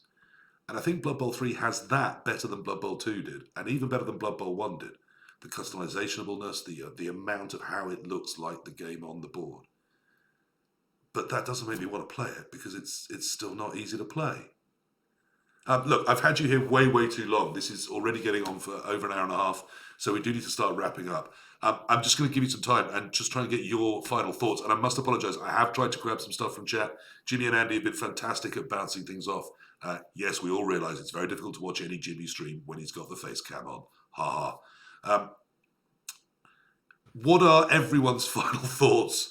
What do they want to put out there? Because we do need to wrap this up. We could talk for hours and days, and I would love to. And there's so many small things I want to talk to all of you about. But in terms of the Blood Bowl 3 beta, what I guess is your message to the people, we have 2 or 3 of them here, and to Cyanide. I'll start with anyone who feels they're ready to come in on this. I want to give everyone just whatever chance you want to take at this. We are in the ending phase. So what's less that you want said tonight about Blood Bowl 3 betas? It was 10 times better than the last one. Yeah. Good. Yeah. Huge leaps forward. Yes. So props to Cyanide for listening to us and doing the changes they did. So thank you very much. Yeah, I mean, I want to comment on that and just say that I think there's problems. It's Yeah. not as fun to play as it should be. I should be exploring the new rules and a new way of interacting with them, and I'm still struggling to make it play Blood Bowl well for me. But they do seem to be interested in listening, so that's my huge positive. Yeah. Yeah, just want to say it doesn't always sound like it, but we're with you. We're with you, Cyanide, on this. Honestly, you know, we want to contribute as much as we can. That's why we're here today, and good luck with it. And it's really felt like they have listened, like you say, and the interaction with them over the last 12 months has been really, really good. So massive thank you to them for that and for all they're trying to do. Yep. The wisdom of the Jim. Leaving me just Devo and Elyod. What would you like to end us with, guys? Andy?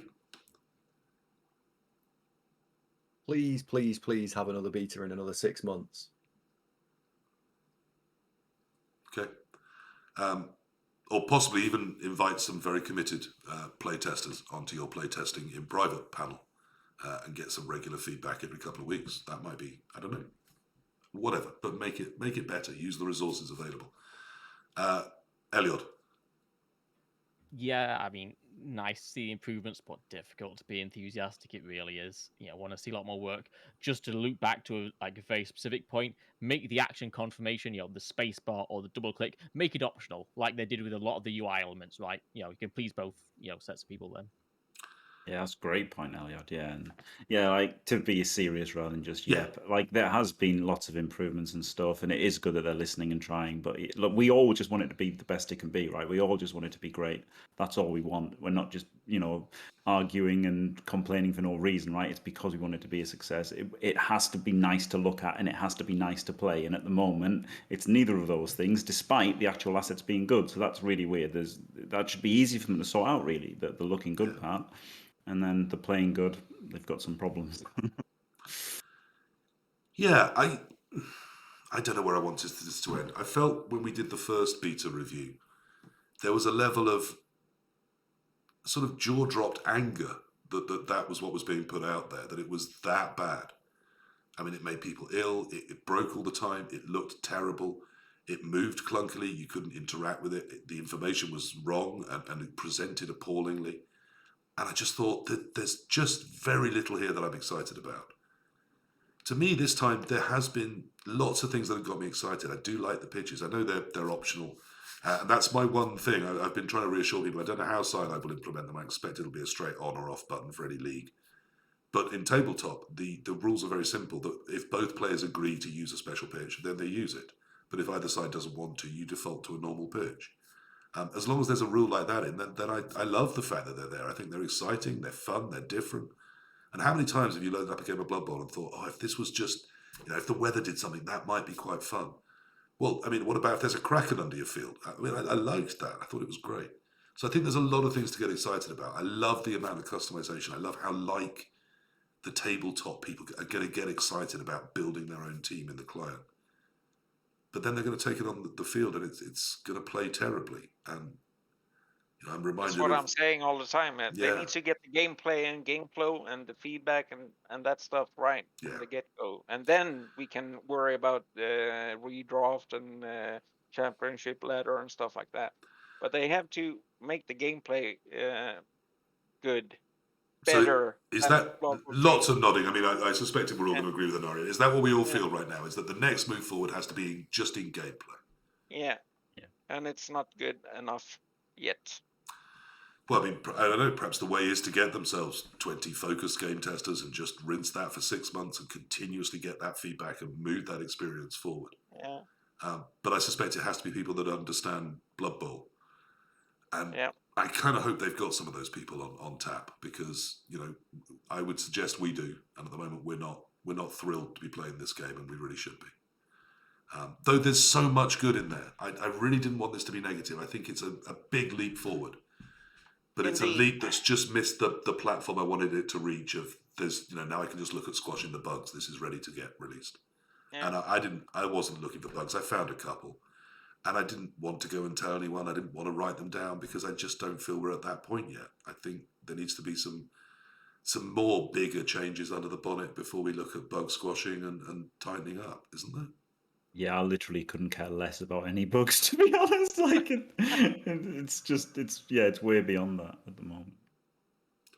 Now, chat have been asking whether, in fact, they should just stop having betas and next time have a beta. No, it is beta, not beta. I'm not discussing it. That's the right answer. Anything anyone wants to say before good night? Then I think we're done. Gentlemen, thank you very much. Look, I hope we get a great Blood Bowl 3 out of this. I hope everyone appreciates what we're trying to do is help that happen, not just dog a game and try and sink it in any way. There's no margin in that for any of us. If Blood Bowl 3 comes out and it's great and brings legions of new fans to Blood Bowl and we are elevated to the godlike status that we deserve, then that's brilliant, and I'm sure we're all up for it. So none of us want this game to be anything other than a roaring success. Thank you to the chat. I'm sorry we weren't able to get you more involved, but with 6 of us trying to get a fair amount of time for everyone, it's really tricky to keep an eye on the chat as well. Thank you to the guys on the panel that have kept interacting with the chat. I'm sure people have found that incredibly surprising and joyful for them too. One World, One Blood Bowl is back, but it being the summer, the weekends are not as regular as they were. So this is not going to be an every 2 weeks thing. I will be trying to advertise them. I will be setting a schedule in advance, but right now everything is in flux. We do have some very exciting episodes coming up. But for One World, One Blood Bowl number 17, for Beta 3 of Blood Bowl 3, that's it for now on a slightly sour note with some optimism, some hope, but some genuine disappointment as well. That's it from all of us. Good night.